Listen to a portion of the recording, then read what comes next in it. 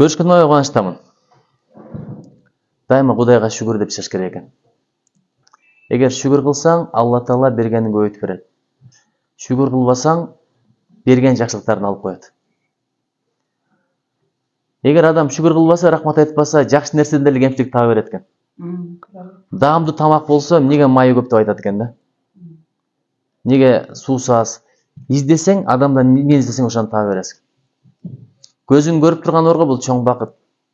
Ошо көздүн көрүп турганынын кадырын билиш үчүн көзү көрбөй туулган адам менен бир сүйлөшүп көрсөң, жөн гана ушундай адамдар бар да, 5 мүнөт, Алла Таала 5 мүнөт көзүм көрсөтүп койгондо апамдын жүзүн көрүп алат элем дегендер бар.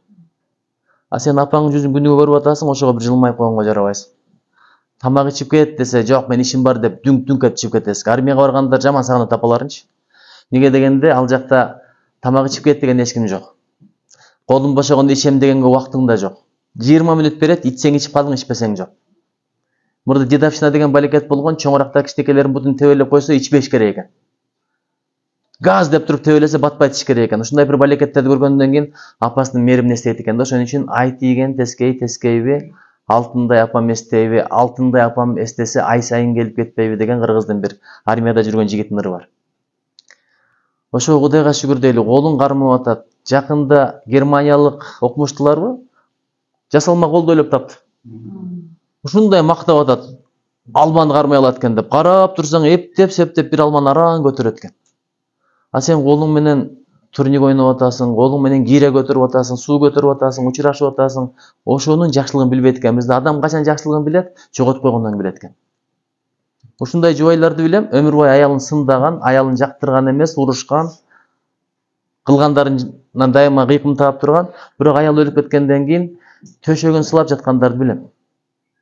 Кийимин жыттап, жолугун жыттап, сүрөтүн жок кыла албай, телефон өчүрө албай жүргөндөрдү билем. Ошон үчүн ар бир нерсеге Кудайга шүгүр деп жашайлы. Ушундай адамдар бар, балаң өзүңө окшош экен десе, баласын өң көргөн эмес, туулганда көз жок туулуп турду. Асман көк, ай чыкты, күн чыкты, түшүнбөгөндөр бар ошону. Ошого ушундай Кудайга шүгүр дегенди үйрөнөлүчү. Азыр бардык нерсе бар, бир нерсе жок болсо адам ошо жок нерсени көрөт экен да. Анан кейи берет экен, ной берет экен. Үйдө бир туз кемип калса деле ызычуу. Анча-мынча жок нерсе болсо ызычуу. Биздин убакта бир Adidas кийме мода болгон эле. Adidas алып бербей койду деп астын болгондар, улан экен убагында. Өлгөндүн өз шору. Апасы, атасы өмүр бою эзилди, бирок өлгөндүн өз шору да. Акыреттеги жобу башканы, өзүн өзү өлтүргөндүгү үчүн. Анткени өмүр сеники эмес, меники деп айтпаш керек да. Мен өзүмдүн жашоомду өзүм билем. Өзүңдүн жашооң өзүңкү болсо, сен эч качан өлбөйт элең. Өлбөй турган болуп шейт болсуң. Бу дүйнөдө өзү жашоо деле жок экен, бүт эле сыноо экен. Эмне себептен дегенде, адамдар каалабаган нерселерди айтып берейинби? Ким карыгысы келет? Ким карыгысы келет? Карагыла мындай адам карыгысы келбейт экен, бир адам өлгүсү келбейт экен, эки адам ооругусу келбейт экен, адам кедей муктаж болгусу келбейт экен. Бирок араңарда буга чейин бир да муктаж болгон бирөөңөр барсыңарбы? Кыргызда бекер айтпайт, хандын үйүндө дагы туз кемиктир деп. Буга чейин оорубаган бирөө барбы? Көпчүлүгү ооруну жаман көрөт, бирок оору менен күнөөлөр кечирилет экен, оору менен адам болот экен. Мындай көөп баратканыңда, көзүңдүн май басып баратканда бир ооругун эле. Кудай деп каласың. Менин атам раматылык катуу ооруп аткан мезгилде бирөө айтты эле. Ага көрсөттүк, буга көрсөттүк, табыптарга алып бардык, врачтарга алып бардык, ичпеген дарысы калбады. Ошо мезгилде медицина деле өнүгө элек экен, бирок биз деле мындай кедей адам эмес элек, жакшы эле дарылаттык. Бирок ушундай кыйналганда акыр бирөө келип айтты да, сен бирөөлөр тартып койгон жок белең деп айтты. Ошондо атам баарын ойлонуп чыкты. Ойлонуп чыгып, бир кишини катып тартып койгон элем. Өкүнүчтүүсү ошо киши ошо мезгилде өтүп кеткен болчу да. Ошон үчүн кимди тарынтып алсаң, күтпө, азыр эле кечирим сурап кое бер. Ким биринчи кечирим сураса ошол утат. А бизде өзү кечирим сурасын, ушу текебердик Аллага жакпайт. Текеберге илим да жукпайт, билим да жукпайт. Эмне себептен дегенде, мен ушудан сурайынбы, мени билбей калат деп ойлойт деп отуруп, ошол куру калат экен билимден. Экинчи ким куру калат? Уялчаак. Ошон үчүн тартынбай сурай бериш керек. Бирок сурайт десе эле ойду тоон эмес, керек суроолорду сураш керек. Анткени туура берилген суроо агайлардан сурагыла. Илимдин жарымы, туура бежеке? Биякта морфологияны өтүп атса, эже качан турмушка чыктыңыз эле деп сураган, туура ал туура эмес. По теме деп коет го, в тему деген сөз туура нерсе да. Ошон үчүн Текебердик ушундай жаман нерсе, Кудай андан сактасын. Анан адамды текебер кыла турган нерселерди айтып берейинби? Кыздар сулуу болсо текебер болуп кетет экен да. Мага эч ким тең эмес, мен укмушмун, мага принц керек, мага хан керек деп отуруп эң аягында кандай бирөөгө турмушка чыкканын көрөсүң, же болуп койгон, же толуп койгон бирөөгө турмушка чыгат. Ошондой кимдин кадырын билбесең, Алла Таала аны алат дагы андан да жаманын берип коет. Бул бир. Экинчи, билимдүүлөр дагы, илимдүүлөр дагы текебер болуп кетет экен. Мен кыйынмын, мен билимдүүмүн, мен илимдүүмүн. Ошон үчүн илимди тобу менен кошо үйрөн, зикри менен кошо үйрөн деп бекер айтпайт экен да. Анткени кайсыл адамга илим жукпайт дейт, өзүн өзү канааттаган адамдар болот го, мен болуп кеттим деген. Мен түшүнүп калдым, мен кыйынмын деген. Ошолорго илим жукпайт экен. Анан бирөөнү сынаганы келгендер бар го, бул СПТУда илим барбы же жокпу? Кандай окутат экен деп сынаганы келгендер бул жактан илим ала албайт. Сынчыны сыңар өтүгүм айрык деп коет. Ийинге кире албай жатып, куйрууна калбыр байлайт деп коет. Сындаган кишилерди карасаң, бирөөнү сындаган, өздөрүндө ошол кемчиликтер он эсе болот да.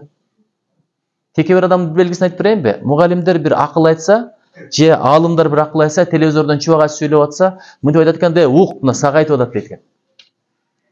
Мага айтып атат деген түшүнүк жок экен да, мен идеальныймын. Карасаң, күзгүнү караганда, мындай карайсыңар. Карап туруп, аябай мындай өзүңөргө өзүңөр ыраазы болуп, анан мынтип койсуңар. Бул деген сөз бардыгым идеальный, ушул жерде гана кичине проблема бар экен деген сөз да. А башка бирөөнү караганда 10 эмес 100 катасын бир көрөсүң го. Адам өзүнүн катасы менен алек болсочу, башка бирөөнүн катасы менен иши болбой калат. Дүйнөдө бир эле жаман адам бар, ким айтып берейинби? Билиңер келеби? Күзгүнү карагалачы, ошол жаман адам да. Калганы бардыгы жакшы. Кимден эмнени издесең ошону табасың деген сөз бар. Мен Японияда окуганмын. Япон керемет сыр деген китебинде ошол бар эле. Азыр Бишкектен келмек үлгүрбөй калды. Саат 9-да келет экен. Биз биякта кечип калмакпыз да. Ошондо японкаларга үйлөнгөндөр арман айта берет да. Себеби бүт дүйнө бири-бирине окшош, япондор бири-бирине окшошпойт. Эч кимге окшошпойт. Анткени аралда жашаптыр да, изоляцияда жашаптыр. Мисалы биздин кыздарга кашың карлыгачтын канатындай, оозуң оймоктой, мурдуң комуздай, жүзүң панардай, өзүң жанардай десең дагы айт дейт мындай. Комплимент жагат, эжекелерге да жагат. Биздин эркектер антип айтпайт дечи, конечно. Бирок ошентип айтса кимге жакпайт? Же болбосо көз тиелик көркөмүңдөн сүрдөймүн, көрбөй туруп кирпигимди ирмеймин, билемин күн чыгыш жактан чыгарын, сенин кайдан чыгарыңды билбеймин деп күйөөң айтып атса, сен жыргап каласың да, туурабы? Анча-мынча шубанын кереги жок. Анча-мынча алтын, күмүштүн кереги деле жок. Ошондой жылуу сөздөр менен аялды ушундай көкөлөтүп койсоң болот. Аялдын эң күткөн нерсеси алтын эмес, күмүш эмес экен. Ыраазычылык, жылуу сөз экен. Таттуу сөз экен. Ошон үчүн аял кулагы менен сүйөт деп коет. Эркек көз менен сүйөт деп коет. Айтайын дегеним, япондордун аялдарына ушундай комплимент айтсаң түшүнбөй калат да. Мен бир жолу тамашалап, өзүм группалашым болчу, Magic деп коюп атпаймынбы? Аты Михиро эле, Magic Михиро. Magic Михиро деген мындай. Билесиңер да мындай сыйкырдуу. Бизде айтып коет да Magic мындай. Кандай деп коет? У тебя волшебная красота деп сөздөр бар го? Ошону түшүнөт экен десем, англичанка түшүнөт эле муну. Итальянка түшүнөт болчу, аргентинка түшүнөт болчу, кыргыз түшүнөт болчу. Ал акырын словарын алды дагы кайра мен сурап атпайм, мен эмнеге Magicмин депчи. Түшүндүрө албай жинди болуп кеттим кайра. Андай мындай, бул мындай деген сөз. Суроодон суроо чыгарып берет да, ал эмне деген, бул эмне деген. Анан ичиңе айтасың да атаңдын башы. Ук түшүнбөсөң түшүнбөй эле кой депчи. Ошондой таптакыр башкача эл да. Неге муздак десе кичинекейинде аталар апалар өппөйт экен. Бизде бирөөнүн баласын деле баса калып өп аласың го мындай. Сурайбы, сурабайбы, барып туруп шалп этип бересиң, байкуш балдардын ичиндеги ыйлакчылары жарылып шилекей алып калат. Өпкөндө да мындай акырын өппөйбүз да, ушундай барып туруп максимально өпөбүз, оозду да чоң ачтырып чалп этип өпкөндө бала бирөө ушинтип келатканда жүрөгү зырылдап калат. Жакка кое турган болуп калат, билесиңерби? Качып ызылдап калат. Өзүмдөй приятно өпкөндө да билиш керек. Бул өтө маанилүү нерсе. Акырын өпкөндө 40 жаш, 40 күнгө чейин бала ушунчалык назик болот. Көздөн дагы абайлаш керек, бирөөнүн аурасынан да абайлаш керек. Анын денеси да ушундай сезимтал болот. Биз 40 күнгө чейин эле көрө баштайбыз дагы баланы кыйнап коебуз. Бирөө болгон чындай ойлоп. Баласы төрөлгөн, кызы. Карматып койгон атасына, апасына кичине мындай жардам керек болуп. Ошо карап отуруп, жап-жашнакка төрөлгөн дейт. Ушундай карап отурам дейт. Кызым акырын дем алуу азая баштады дейт. Ошо көзүн ала койгон экен да, ошон үчүн көз деген бар нерсе. Мен муну эмнеге айтып атам? Буга дагы келебиз. Эркектер дагы ошондой, таптакыр башкача. Америкалыктардан what do you think десең, I think деп, мен деп баштайт да. Япондор мынтип бирин-бири карайт да what does he think дейт. Бул эмне деп ойлойт дейт. Биринчи эл дугат. Ошондой жерде аялдарда мындай экен да, конок канча адам келет? 4 адам келет. 5-чи адам келсе, ачык эле айтат экен да, мага 4 деген кимиң 5-чи? Ашыкчан кимиңсиңер деп айтат экен да. Элестетип көр, бизде тойдо деле 100 адам чакырса 200 адам барат. Билгизбей эле батырып, жымырып, кымырып сыйлап коет. Кандай эмес да, япондор ошондой. Тамактары дагы чөп-чаар, деңизден чыккан продукция, аны да кайнатып шырылдаган бирдемелерди берет. Оишиё, табимашока, жейле дей берет. Кыргыз 2 жегенден кийин мурдунан суу агып аны жегиси келбей калат. Биз 5 бармак менен майга көмбөдүк беле. Анан күйөө деген күйөө келгенден кийин мындай мээримди каалайт, назданууну каалайт. Японкалар андай эмес экен да. Ошолорго япондордун үйлөнгөн башка өлкөлүктөр ушундай арздан өрөт да, бирине бир жолу каяктан ушуга үйлөндүк эле, билбептирбиз, стресс, кыйынчылык депчи. Анан бир гана мага бир Канададагы түрк жигит айткан: кимден эмнени издесең ошону табасың. Адамды жакшы десең дагы туура болот экен, жаман десең дагы туура болот экен. Анткени идеал эч ким жок экен. Эмнени издесең ошону табасың. Бул өтө маанилүү формула. Кийин турмуш курганда аялыңдан жакшыны изде. Мен апам бир сөзү бар, турмуш курарда дейт, үйлөнөрдө көзүңдү чоң ачып карап ал дейт. Жакшылап кара дейт. Бирок үйлөнгөндөн көзүңдү жумуп жаша дейт да. Бизде тескерисинче көздү жумган бойдон сүйөсүңөр. Асандын кызын ал десе, жок, мен Үсөндүн кызын алам. Ошону гана сүйөм, ансыз жашай албайм. Көзүң жумулган болду. Анын бир да проблемасын көрбөйсүң. Айтып го, сүйгөн көз кемчиликти көрбөйт деп коет. Анан үйлөнгөндөн баштап көздү чоң ачып алып, мындайың да бар беле, мындайың жок эле го, сен мынчы маселең го, ошентип отуруп турмуштун берекесин кетирип алат экенсиң. Эми бир сөз айтайынбы? Же айтпай эле коем? Бул аябай кымбат сөз да. Эжеге балдарда акча барбы? Балдарда Ошон бар, балдар. жок, ошону төлөсөңөр айтам, болбосо айтпайм. Төлөйбүз дей бергиле. Ким кол төлөйт, кол көтөрүп коелачы, капыра кайда кол көтөрүп коет. Көтөргүлө. Көтөрбөгөндөргө айтпайм, болду. Кол көтөрүштүн оңой жолун айтып берейинби? Ким кол көтөрбөсө, ылайым акча санабай калсын десең бар көтөрөт. Ана кол көтөргүлөчү, ким кол көтөрбөсө, ылайым акча санабай калсын. Бийик көтөрө бергиле, тартынбай. Да шадыраңдап, чечкиндүү болуп үйрөнсөңөр, тоонун жигиттери. Эми бирдекени айтайын. Көз жактырат, эстеп койгула. Кулак сүйөт, мурун ашык болот. Көз жактырат, кулак сүйөт, мурун ашык болот. Биз жактырууну сүйүү менен алмаштырбайлы. Жактыруу бар го, бат эле кайтып кетет. Көзүң жактырган менен кулк мүнөзүн же үнүн жактырбай калсаң, же бир сага жаман мамиле кылып койсо, жактыруу бат эле кайтып кете турган нерсе да, тескери бурулуп кала турган нерсе. Кулак сүйөт деген бекер эмес, жылуу сөз кимге жакпайт, жылаанды ийинен чыгарат деп коет. Анан мурун ашык болот. Ашык болуу сүйүүдөн да күчтүү нерсе. Ошон үчүн баскан турганга, өң келбетке бир өлкөдө бар экен, Африкада, Убир-Уруда. Үйлөнгөндө көзүн жумуп туруп байлап коет экен, анан кыздарды тизет экен, арасынан тандап алат экен. Көзүн жумуп туруп. Бирок ошол нике аябай бекем болот экен. Эмнеге? Жит менен тандайт экен. Эми буларды азыртан силерге айтыш өтө маанилүү да. Ошон үчүн бул бир кесипке болуш өзүнчө нерсе, бирок жакшы эне болуу кесиби бар го, эмтен даярданыш керек. Жакшы аял болуу, жакшы күйөө болуу, анан бирөөнүн жакшылыктарын көрүүгө аракет кылыш керек. Көз бар го, эмнени издесе ошону көрөт да. Эмнени издесе ошону көрөт. Пайгамбар алейхисалам жолдо баратат дейт шакирттери менен, сахабалары менен. Бир эшек өлүп жатат дейт. Анан карап туруп, бардыгы эшек өлүп калыптыр деп, эми мурунду ала качса, тишин карасаңар, тиши аябай сонун экен деген. Жамандан да жакшылык издесең таба бересиң. Азыр бардыгы сөмөйлөрдү мындай көтөрөлчү, мындай акырын. Мен айтканды кайталагыла. Шундай көтөрөсүңөр. Бир көздү жумгула, сол көздү же оң көздү. Жумдуңарбы? Мейлигенчилерди кор. Анан акырын ачык көзгө алып келсеңер мындай. Жакын алып келгиле. Мен көрүнүп атам, көрүнбөй атамбы? Сөмөй чоң бекен же мен чоң бекен? Чынын айткыла. Сөмөй чоң, туурабы? Эми мындай түшүргүлө. Өзү салсалачы, мен чоң бекен, сөмөй чоң бекен. Ушундан бир тыянак чыгарсаң болот. Адамдын жакшы жагы сөмөйдөй, жаман жагы тоодой болсо дагы, жакшы жагын көрө берсең, жакшы жагы жаман жагын тосуп калат. Мына кыздарга андайсың, мындайсың дей бергилечи.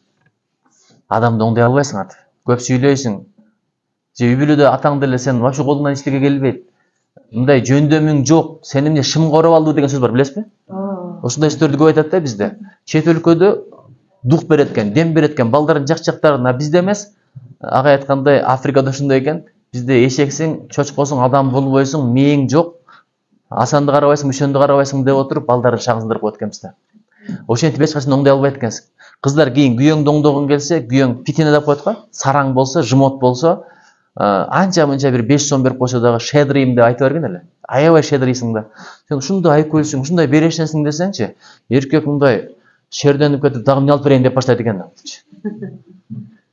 Бул берешендик эркекке аябай жараша турган нерсе. Мисалы, карагыла, мына бул суу, бул чайнек, э? Ушул ойдон сактап отура берсем, мага эч ким жаңы суу алып келип бербейт. Бирок ушуну куюп бирөөгө берип, өзүм ичкенден кийин эчиге карайт дагы бир суу алып келип берет. Ушул сыяктуу нерсе. Берсең, Алла Таала сага берет. Бербей сактап койсоң, сага дагы бербей сактай берет. Ошого үйрөнгүлө. Берешендикчи бул жалаң эле акча менен болбойт. Берешендик күч менен болот. Бирөөгө бир жардам берип кой, ошол берешендик. Ойлоп атасың, мен убактым кетет деп, бирок анын батасы бар го, убактыңды 1000 эсе кайтарып берет. Жашоонун берекеси деген ошол. Bir балада береке бар, 10 балада береке жок. Бирөөдө 10 уул бар, бирөөдө 1 уул бар. Мен Эмил деген бир иним бар, тапкан иним. Өзүм тууган иним эмес, 3 үйдөн болот. Жалгыз уул, ошончо кыздан кийин төрөлүптүр. Кайрымдуу десең кайрымдуу, мээримдүү десең мээримдүү, колунан иш келет. Ата-энесине ушунчалык буюмдуу, жакшы мамилелүү, адептүү, жакшынакай жарды туш кылып койду Аллах Таала. Сон иштерди кылып атат. Ушундай киши да. Колу бошо болсо дагы мага айтып турат. Нуржигит байке, аэропортко барасыз, мен таштап коем. Аэропорт деген Бишкекте билесиңер, 40 километр. Аны дагы пробкаларды аралап өтүш керек. 2 саат билет экен. Тосуп алганда да ошондой. Сен бир тууганың болсо деле таксимен келер, акчасын төлөп коем. Бул деген сөз эптеп келип ал деген эле сөз да. Ошентип айтышат. Ал болсо ошондой жалгыз уул. Кээ бир үйдө 10 уул, бири ишет, бири түрмөдө, бири больницада, бири көчө таптайт, бири ата-энеси менен иши жок, бирөө пенсиясы келгенде акчасын алыш үчүн анда келип берет. Мына берекенин жоктугу ошол. Ошон үчүн балдарым береке болуш үчүн батаны алыш керек экен. Кимдин батасын алыш керек биринчи? Ата-эненин батасын алыш керек. Экинчичи? Кимдин батасын алыш керек экен? Мугалимдердин батасын алыш үчүн булардын бутун жууп, чачын тарап бериш кереги жок. Кийимин апарып тазалап үтүктөп келиштин кереги жок. Болгону жакшы оку, ошол батасы. Себеби телефонду бериш оп-оңой. Атаң телефон сага жөн эле берип коет. Урушкан жөн эле берип коет. Машинанын күлүшүн жөн эле берип коет. Ал квартиранын күлүшүн жөн эле берип коет. Баштагы билимди кантип жөн бересиң? Эжеген далай чач агарды го. Бир ыр бар эле биздин кезде. Агайлар баштан өттү. Далайлар адам болсун деп жүрүп. Агарды го чачыңар дегендечи. Эжелер эмне болду көңүлдөр, адам болсун деп жүрүп саргайды го өмүрлөр деген ырлар бар болчу. Бул эжекелердин агайлардын кадырын азыр билбейсиңер. Мен айттым го, качан билесиң? Качан кийин окуум бүтүп кеткенден кийин. Кече мен Шырман деген бир апа менен жолугуп келдим Нокатта. 90го чыгыптыр. Мен Айшинен болот. Бир сөз айтты дагы. 90го чыктым дейт. Эми акылыма кирип атам дейт. 90до. Азыр булар өтө акылдуу учуру да, жашыңар канчада? Өтө акылдуу учуру эжеке. Анча мынча акылдуу болсо капа болбоңуздар, макулбу? Ушулардын курагында мен да ушундай айта элем, жанагы атам апам бирдеке деп койсо элдин көзүнчө уялып, уят эле кылды, өлтүрдү депчи. Мугалимдериң бирдеке болсо эмне эле болуп атат деп көрсө, максимализм доор ушул турбайбы? Паганелли айтты беле, өтө күчтүү музыкант. Мен 15 жашка чейин мен эле болдум дейт. Мен эле деп. Бу дүйнөдө мен эле болдум дейт. Чындап эле ошондой болчу. Мен мектепте окуп жүргөн мезгилде айтат эле, мен Акаевдин ордуна болуп койсоң Акаевден жакшы иштейм деп айтат эле. Кийин иштеп көрдүм го, бир бөлүмдө иштеш аябай кыйын. Мактаныш оңой, максимализмде мен кыйратам деген нерсе бар. Мен өтө акылдуумун, мен красавчикмин деген курак азыр силердин курагыңар. Нормально, будан да өтүш керек.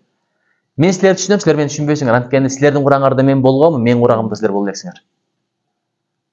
Мен силерди түшүнөм. Ошон үчүн эжекелер да түшүнөт. Анча-мынча мындай теңелбей койсо ойлобогула, мен өтө акылдуу экенмин деп.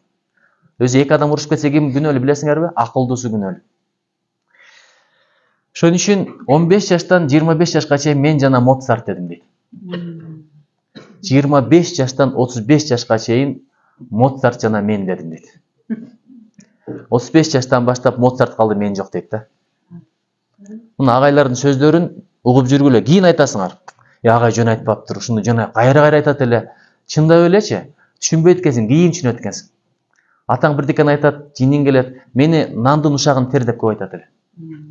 Эмне үчүн нандын ушагын теришим керек десе, балам, нан деп жүрүп, ачкадан өлгөндөр көп болгон, аны деле түшүнбөйм, анткени мен көзүм менен көргөн эмесмин да. Бирок кийин көрдүм го, 92-жылы агай нанга кезиге турганбыз, туурабы? Азыр буларга айтсаң жомок. Мен ошо китептердин биринде бар, ал китебим келбептир. Нанга кезекке турганда мени жиберет эле, кичине мындай агам жогушураак болчу. Манас билет, Албанбек деген агам бар, чоң агам студент. Мени жиберет эле, Нуржигит кичине тери карагараак деп. Ушу бир жолу эсимде бар. Кайбирен карагандай карап отурасың ылдый жакта. Азыркыдай сотка деген жок анда. Автолавка деген келет болчу. Ошо келеби, келбейби? Келетканда кыргыз очередь дегенди билбейт. Ким жулкуну алдыга өтсө ошол. Мен кичинерээкмин, күчтүүрөөк балдар алды да. Эми жетейин дегенде дагы бир күчтүүрөөк бала түртүйгенде 69-жылга. Азыркыга чейин ошону кечирбей жүрөм. Өзүмөн кечиримди мен. Мындай 3 күндөн ашык адамга тарынбаш керек. Азыр деле үкөм деп аябай жакшы жүрүшат, бирок бир көргөндө жүрөгүм бир зырт деп болот да. Мен өзүм үчүн тарынган жокмун ага. Ошончо бир 3-4 саат жоголосуң, үйдөгүлөр нан келет деп күтүп отурат. Мен кайсыл бетим мен наны жок керем деп көчөдө кетип атып ыйлагым келген күндөр болгон. Бардыгы мындай киргенде мытып отурат, анан иштекеси жок, кирип барып шалкыйып отурасың, алар дагы сыр бербей иштеке эмес, азыр бирдеке жасай коем, апалар ушинтип сүйлөйт. Загыра нан жеген ким бар араңарда? Кебектен нан жеген ким бар? Өткөндө менин бир Шермухамед деген иним жакшы бир макала жазыптыр. Ушу 90-жылдары аябай кыйналдык дейт. Анан андан барып нан сурап келебиз, мындан барып нан сурап келебиз дейт.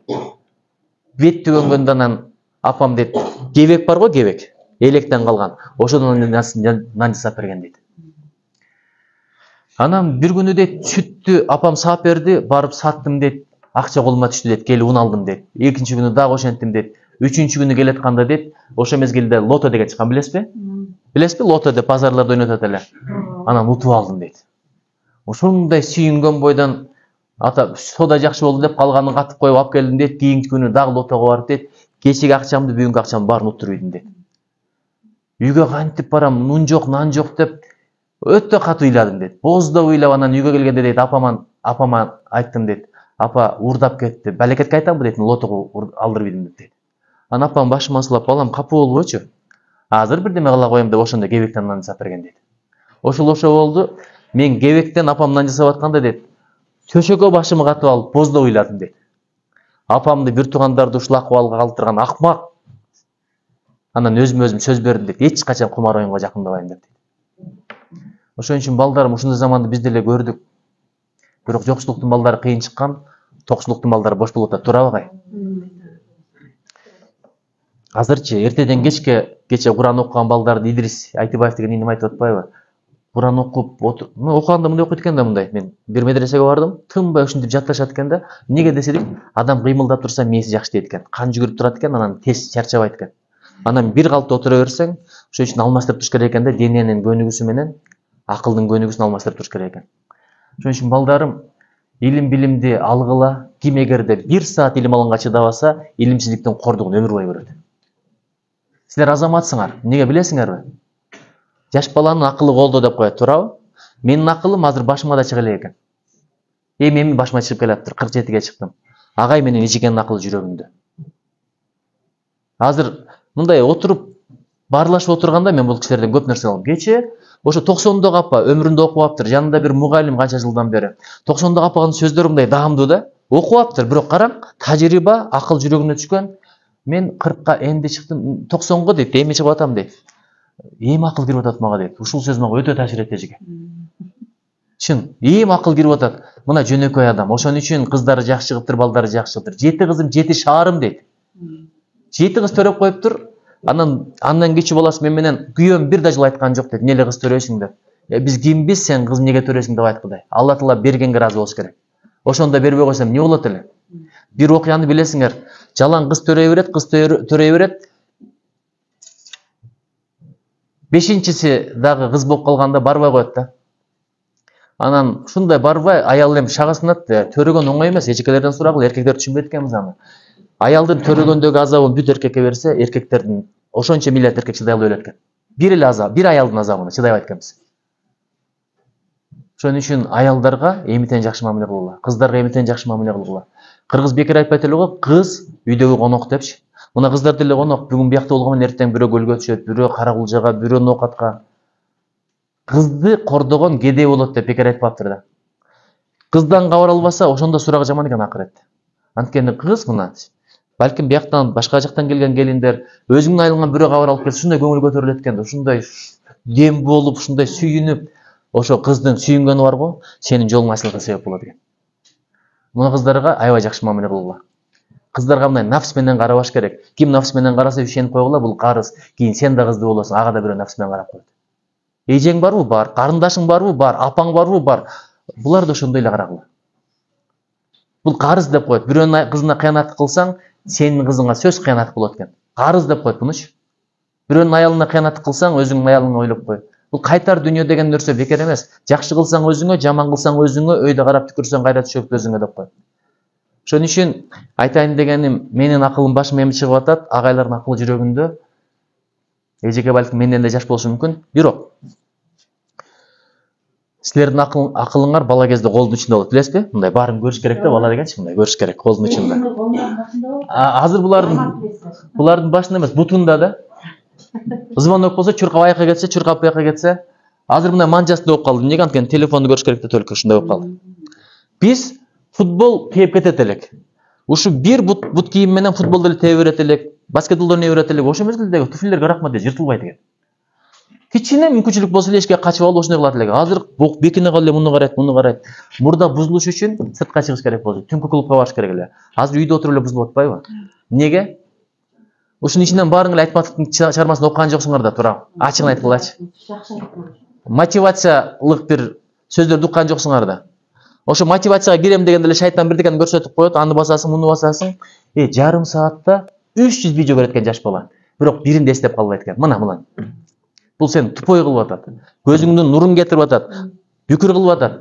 Эрте карытып атат, нервный кылып атат. Энергияңды бүт алып атат. Кулак менен топтогон ыйманды билимди көз менен бат эле чыгарып атасың бу. Муну эң чоң душманың ушул. Дүйнөнү качан кылат? Эч ким көрбөйт, эч ким билбейт дегенде. Жалгыз комнатада жалгыз отурганда эмнелерди гана көрүп атасыңар, бир Аллах таала билет. Мен 17 жашында угуп алып чалкаман кеткен нерсени 3 жашар бала көрүп атат азыр. Бирок мен бирдекени айтып берейинби? Дастан Бекешев деген депутат бар. Телефондорду бүт жатка билет, эс тутум аябай жакшы. Бир жолу айтып берип койсоң эстеп калат. Кече айтты, Кызылкаядагы медреседе. Мана сен уктуң, 5 айда көзү көрбөгөн адам Куранды толчак кылып коюптур. Неге билесиңби? Анткени көзү менен арам нерсени караган жок. Адам бузулганда оптон бир бузулбайт, биринчи көзү бузулат экен. Анан тили бузулат экен. Биринчи тили бузулат экен, анан көзү бузулат экен. Ошон үчүн сөгүнө бербегиле. Кыздар ушак айта бербегиле. Атаңар, апаңар ушак айтканда, атаңардын, апаңардын даражасы түшөт экен, кайра эч качан көтөрүлбөйт экен. Кээде түшүп турат даража, кээде көтөрүлүп турат. Баланын көз алдында деле. Бир туура эмес болсо, туура эмес калыпмын деп даража көтөрүп кетет. Бирок бир учурда апанын, атанын даражасы баланын алдына түшүп кетет экен, бирок кайра көтөрүлбөйт экен. Качан көз алдында бирөөнү ушактап атса. Кыйбат ушундай нерсе. Ошон үчүн сен да ушакчы болбо балам. Ушакчы деген ушакчыдан көчө кач, бекерчиден безе кач деп бекер айтпайт. Ушакчылар бар го, эл менен элди чабыштырып ийет булар. Ынтымактуу үй бүлөнү бузат. Мылтык менен 500 метр деген атасың. Кылыч менен алдындагыны саясың, бирок тилиң мененчи ушул жерде отуруп Американын нар жагындагыларды бузуп койсоң болот. Бир элдин жүрөгүн бир жараласаң болот. Кыргыздар мындай деген сөздү уктуңбу? Бүттү. Ошон үчүн балдарым, силердин бактылууңарды айтып берейинби? Силер кесипти тандадыңар да. Азыр бүт бардыгы юрист болсом дейт, врач болсом дейт. Анан экономист болсом дейт. Юристтерди көрдүк го, мен да юристмин. Өзүм юрист болгон менен маданият министри болдум эжеке. Ушундай уктуңуз беле? Адамдар прокурор болом деп юрфакка тапшырат. А мен маданият министри болдум. Элестетип көр, имам фондуна төрага болдум. Бүт башка жака кеттим да. Айтайын дегеним, 100 000 деген юристтерди окуттук, бирок кум төрдү талашканда Кыргыздан бир юрист табылбай, чет өлкөдөн миллионго жалдап келдик го. Өткөндө Мамат Айбалаев деген аксакал киши бар. Мурда губернатор болгон, саясатчы болгон киши. Ошо менен ушуп калдым. Алар дагы акылы жүрөгүнө түшкөн кишилер да акырын сүйлөтүп барсам, азыр дейт кыргыз дейт сөз эле гап болуп калды бүт бар дейт. Ал Баткенден ошо гап деп айтты да. Гап, юристи деле гап, саясатчысы деле сөз. Иштегендер ачык болуп калды дейт. Биздин убакта взрывник дегендер болот эле дейт. Каменщиктер көп болот эле. Завод иштегендер болчу эле, машинисттер болчу эле дейт. Силердинчи өнөрүңөр бар. Өнөрлүү өлбөйт деп коет. Кудай кааласа жакшы жашайсыңар. Өтө туура чечим кылгансыңар. Кече медресеге барсак, сантехник болуп чыгарат экен бир эле мезгилде. Куран эле окутпайт экен. Электрик кылат экен. Тамак жасаганды үйрөтөт экен эркек балдарга. Гүл караганды үйрөтөт экен, бак караганды үйрөтөт экен. Бактары мондой көзү менен. Төө караганды үйрөтөт, төөнү алып келип коюптур. Ошон үчүн кол менен жасаган нерседе береке бар. Айтып берейинби? Bir adam bir жактан келатып 1000 сомго баласына жемпир алганча келиптир да. Анан баласы караса ошо жап-жакыр жемпирди кийип алып, 1000 сомдук жемпир менен 500 сомдук туфлисин жең менен арчып атат дейт. Атасы жинге билбейм, эмне деген бала бул? Мен кымбат алгам муну. 1000 сомдан да кымбат экен да. Кымбат алгам муну. Кандай болот десе, ушул туфлини де сен жок мезгилде өзү бир жака барып иштеп, ошо алды эле деген экен. Эмнеге менетиң болсо ошонун кадыры бар да. Кыздар ошол үчүн мындай да баягы 8ге келем деп коюп 9:30га келген ошол да, кичине кадырын билсин деген ошол. Убакыт бат өтөт эжеке. Агай туурабы? Азыр буларга айтсаң түшүнбөйт. Мен 47 жашым 47 минутта болгон жок, 47 секундта болгон жок. 4 секунд эле экен мындай. Аштың, жаптың 47ге келип калдым. Бирок аны силер түшүнбөйсүңөр. Азыр булар ойлоп атат да, өмүр бүтпөчүдөй көрүнүп атат. Өтпөчүдөй көрүнүп атат. Убакытчы эстеп койгула да. Айтайынбы? Бул да кымбат сөз. Айтып берейинби? Кол көтөрүп койгула. Анча-мынча жумоттор бар экен. Бергиси келбейт экен. Мейли. Айттым го берешем болула деп. Коркпой, ниетти кенен кыла бергиле. 1000 сом, 1000 доллар болсо да берем депчи. Убакыт өтпөй турган нерсе эмес, жетпей турган нерсе. Жазып алгыла, эстеп калгыла. Убакыт өтпөй турган нерсе эмес, жетпей турган нерсе. Эң кымбат нерсе убакыт. Ушу кетип атат да. Азыр мен келатканда угуп келдим, бир мотивационный речь деп койт экен. Кечегиңден бүгүн жакшы болуш керек экен, бүгүнкүнөн эртең жакшы болуш керек экен. Эгерде экөө бирдей өтсө болду, утулуп калды. Сен утулуштасың. Ошон үчүн балдарым, убакыт бир учурда өтпөйт. Качан? Эки учурда өтпөйт. Ким айтып бере алат? Бирөөнү күткөндө, мына күтүп жүргөндөр бар экен. Эркек балдар билиш керек да, анткени кыздарды күтөт да. Бирок азыркыларда сабыр деле жок. Келбесең келбе, башкасына кеттим деп кетип калышым. Мурдагы заманда Бишкекте окугансызбы? Бишкекте жолугушканда дейт кыздар менен сааттын түбүндө саат 7 деп коет элек дейт. Карасаң бүт бардыгы кыздар турат, анан бала келди 2ден кетти, ошентип бири келип, бири кетип. Азыр бул бар. Видеосунан бери көрсөтүп коет, тугиске саласың, местонахождениени көрсөтүп кой. Анан SMS жазасың, мен келдим деп. 1 мүнөт жооп бербей койсо, кыямат кайын башталып кетет. Жооп бербейт го. Көптү бул. 100 актай турган нерсе бар. Бечара кир жууп атса керек, телефонун өчүрүп коюп намаз окуп аткандыр, балким апасынын көзү тартынып аткандыр. Жок, ошондой 100 бар, жаман көрө турган бир эле, жамандыкка жүрө турган бир эле жол бар да, көп кетти деген. Ошонусун тандайбыз да, көп кетти, чөтө албай калды бу. Биздин убактагыдай силер почта менен кат жазышканда өлмөк экенсиңер. 91-жылы агай, айтып берейин. Биякта аялым жок, айтып берейин, Шаар немеге? Бишкекке барып калдык. Бишкекке барсак, өмүрүмдө биринчи жолу шаардын кыздарды көрдүм да, баягындай. Ошо мезгилде айылдын кыздары аябай берекелүү, шаардын кыздары такыр башкача болот экен да.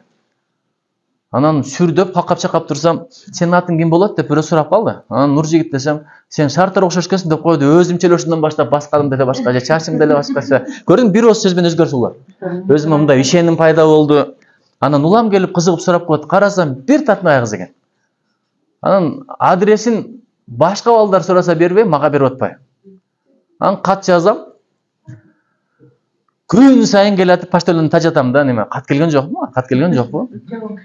Анан бир күнү келди, колу докмуш экен. Логикасы бизден да улураак эже болчу. Аябай. Мага инидей мамиле кылыш керек, бирок менин сезим албаяктан биз. Балким кандай мамиле кылганын мен кайгамап билем. Анан ошону туурап мен колумдагы бир Кудай берген кол да мындай. Атам айтчу эле, иттин бутундай кылбай жакшы нерсе деп. Ошону ушундай сон жаза баштадым. Бир кагазды мындай ыргытып коюп, экинчисин жазам. Бошолорду сактап койгондо китеп кылып чыгарат болчумун, чын айтайын. Ошентип отуруп анан ошондойдун бир сезимди калайт экенсиң, эч ким окубай эле койсо экен, эч ким билбей эле койсо экен. Балекетке үйдө бир Нуркыз деген балекет бар, менин карындашым бар. Билесиңерби? Билебиз, жакшы. Ошо кат келгенде акырын окуп, кайра ошондой кылып жабыштырып койчу экен. Бүт барын апама жетип турган экен, апаңа жеткен нерсе сөз атаңа жетет.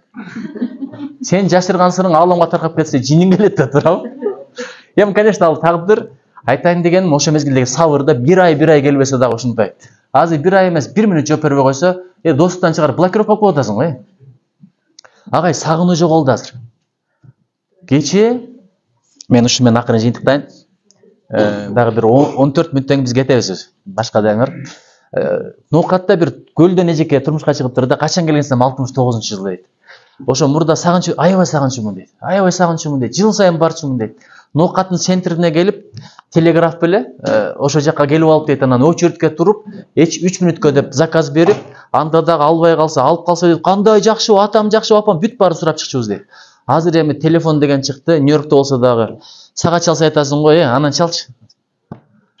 Агай, студент болуп келгениңизде айылда баары учурашчу турат, үйүнө чакырчу, тамак. Азыр сен Марстан учуп кел, Марстан учуп кел. Сен менен эч ким иши жок. Мен Японияда 2 жыл жүрдүм. Анан 2 жыл жүрүп, анан өзүм мечитим бар, Маламбидин бирдеги. Барсам, бардык эле, кандай жакшыбы, кандай жакшыбы. Мен 2 жыл келдим деп кыйкыргым келди, 2 жылдан бери жокмун. Сен менен эч ким иши жок, өлүп калсаң деле иши жок экен. Анан акырын бирөөгө айттым, мен неме чет элге барып жүрүп келдим. Десем, ошондой где-то бир жума же бир айдай жок болдуң, атаңдын башы деген киши жок. Эч ким сен менен иши жок экен да. Бирок ошо жактагы малайзиялык, пакистандык мусулмандар бир жумага кетсе билет болчу. Чөтө көрүнбөй калдың го? Ушундай бирибизге кош көңүл болуп калыптырбыз да. Ошо Кудай бизге ынтымак берсин. Ынтымак кылыштын бир эле жолу бар экен, айшыл күрөш керек экен да. Ак жол күрөш керек экен. Ак жол күрөшкөн күнү аянтка чыгып алып, бол эле бол деп көтөрүп чакса, бейтааныштар бири-бири кучактап атат го. Бет башынан өпкүлөпчү. Сен кимсиң анан таанышыпчы? Эми сөзсүз айшыл күрөш керекпи? Же тажиктер кол салыш керекпи? Жөн эле ынтымак боло бербейлиби? Ынтымакты Алла Таала аябай жакшы көрөт. Эми адеп боюнча бир окуя айтып берейин да ошо менен бүтүрөйүн. Ал адеп боюнча окуя өзүмдүн эсимден да чыгып кетти. Ушундай бир адеп деген ушундай кымбат нерсе, мурда апалар айнек парданы жаап коюп, отуруп алып кийим алмаштырышкан. Бир дека болуп көйлөкөм түшүп калбасын деп, мына уят. Бирок уятка жарашачы адамга нур берилет, адамга кадыр бат берилет, сулуулук берилет. Азыр сырттагы чачка чач уламай, качка каш уламай, ал не кылсаң деле кете турган нерсе. Бирок иштеги сулуулук бар го, жылдан жылга чырайына чыгат. Балдар ошон үчүн кыздардын ыйманы, мээримин сүйгүлө. Ыйман, мээрим жылдан жылга көтөрүлүп кете берет. Сулуулугун сүйсөң, сулуулугу азайганда сүйүүң да азайып кетет экен. Сулуулугу жоголгондо сүйүүң да жоголуп кетет экен. Ал сулуулугу азайып жоголуп чак деле бир ырылдап койсоң, өзүңдү бил, мойнуң жылып калган, сен ким, мен деп койсо бүт, ошодон баштап сүйүүң жек көргө айланып калат экен. Наполеон эң сулуу аялга кой десе ол үйлөнгөн экен. Анан акырында айткан экен, ушуну көрбөгөн күндөр менин бактылуу күндөр депчи. Ушуну көрбөгөн сааттары менин сонун сааттар. Ошон үчүн кыргыз айтат, айдай чырайын иттей кыялы деп. Эгер кыздардын ыйманына, адебине баа берсеңер, кыздар адеби менен ыйманын көтөрмөктө. Азыр өңүнө карап атасыңар, ошон үчүн эриндери долдоюп баратат. Азыр ботекс деген бир балекет чыгыптыр. Бет майы бетинен кымбат деген сөз бар. Бурда аркасынан туруп көрүп билип койчубуз, бул орус, бул кыргыз деп. Аркасынан азыр көрө албай, биле албайсың.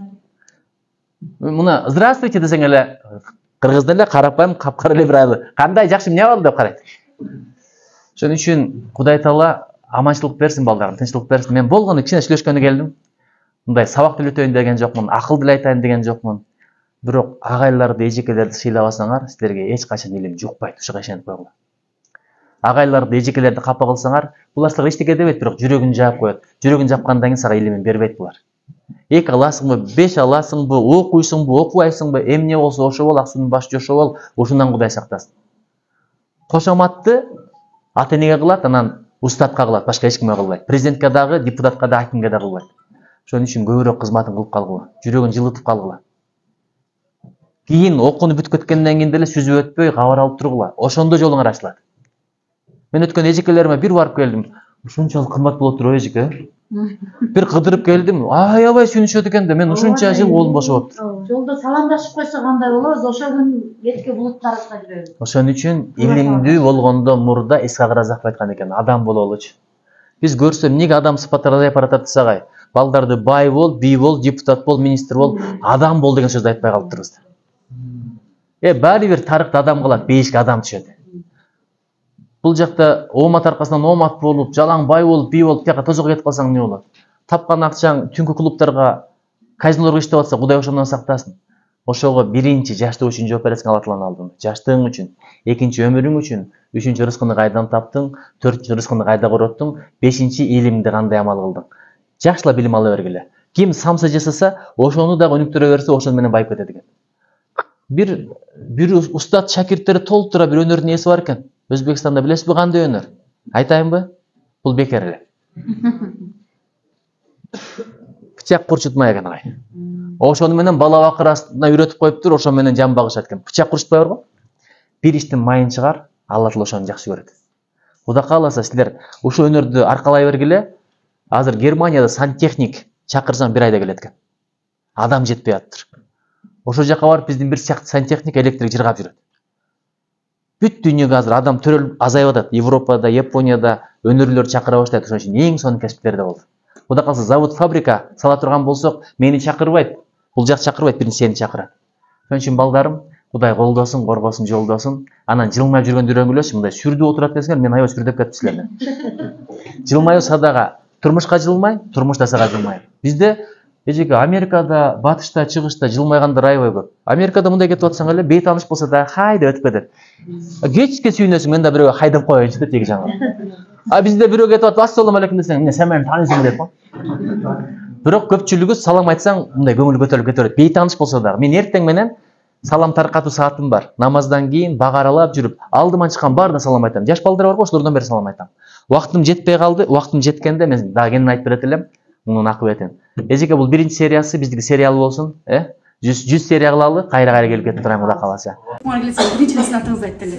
Рахмат. Биринчи жаштардын дубасы мен пландан тышкары калып калдым жага, билесиңерби? Ошо анан мен сизге мындай жазгам, бирок сиздин ишиңиз көп, окубайсыз. Анан кече эле мага чалып, ушу баратат десе, аябай сүйүнүп кеттим да, кече эле калып аткан эле бүгүн уже келип калыптыр деп. Сиздин ушундай сонун мотивационный сөздөрүңүз менен булар ушулар переварить этип эле суроолор, наверное, ушинтип жок болуп калса керек. Сизге чоң рахмат келип келгениңизге. Балдарыңыздар. Мен Агай, сиздин ордуңузда китеп Азыр мындай эле, мен китепти макул, мен китепканага берейин дедим, макул, ушуңузга берейин. Бирок китепти ошондо эле берейин. Мен китепканада даярдап атканмынчы. Азамат кыз экен. Ошо тартым баш керек да. Азыр ушулой көңүл беле келди да, турасыз. Өзүчү мына эжеке сиздин айтканыңыз аябай мага таасир этти. Бир адам окуясын жазып берипти. Москвада иштеп атам дейт. Сахарова деген жерге барып, ден соолугумду текшертишим керек дейт. Бул оңой нерсе эмес. Ой чүрүтү эме биринин жүнүн бири жейт. Кыргыз жакшы айтат го. Барып келиш өзүнчө пробка менен дейт. Бир күн убактың кетет дейт. Жетекчи бирлигинге убакыт берет дейт. Кетип атып, паспортун бир карадым дейт. Анан түшүп барсам дейт, паспортум жок дейт. Документтерим жок деп даярдап койгон. Анан кайерде караган эмес десем, маршруткада карап турмун дейт. Ошондон баштап бир айла кал дейт. Алла таала. Бул болсо маршрутка көп да, Москва деген Москвада, бул Гүлчөдө эмес да. О Алла таала, ошо маршрутка мага туш кылып койчу деп айтып баштадым дейт. Ушул алып алып, таап документимди келип, бүгүн бүтүрүп кетишим керек. Оюм ошо дейт. Карасам күн кечтеп баратат дейт. Документимди тапсам дагы кайра үлгүргүдөй эмесмин. Анан мен дуамды толуктадым дейт. Алла таала бүгүн табайын дагы, бүгүн үлгүрүп калайын деп айттым дейт. Ушундай жалын суранып атам дейт. Анан бир маршрутка кол көтөрдүм, токтобойт. 3-үncүсү токтоду эле. Кирсем, баягы шофер экен дейт. Мен болосо ошолордун жана конечно бараткам дейт. Анан сурадым дейт, мен документимди десем, алып коюп дейт. Мына сеники эмеспи? Дароо түштүм дейт. Түшүп алып, чуркап, жеттим дейт. Эң акыркы болуп мен кириптирмин дейт. Менден кийинкиси кабыл албай койду дейт. Дуа ушундай нерсе, жаштын тилегин Кудай берет. Аябай тилегиле. Кудай келечекте багыма ушундай жарды туш кылып, ийгиликке жетейин, депутат болоюн, көпүрө курайын, алайды көтөрөйүн, Кыргызстанды көтөрөйүн, чоң тилектерди кылгыла. Макулбу? Кудай колдосун, коргосун. Кел кой ана. Өмүрүң баң.